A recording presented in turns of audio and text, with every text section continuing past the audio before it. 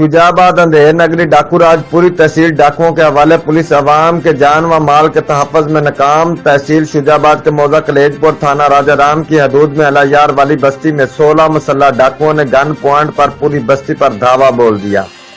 یرغمال بنائے رکھا۔ ڈاکوؤں نے حافظ محمد رفیق رانا اللہ وسایہ کے گھروں میں مرد و خواتین پر تشدد کیا۔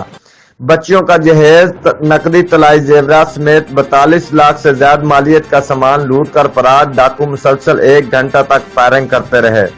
علاقہ میں خوف و ہراس پھیل گیا۔ شجاع آباد پولیس ڈاکوؤں کو پکڑنے میں ناکام۔ اعلیٰ حکام خاموش تماشائی۔ اہلِ علاقہ اور متاثرین ڈاکو گردی کے خلاف سراپا احتجاج۔ پولیس تھانہ راجہ نے 2 مقدمات درج کر کے کارروائی شروع کر دی۔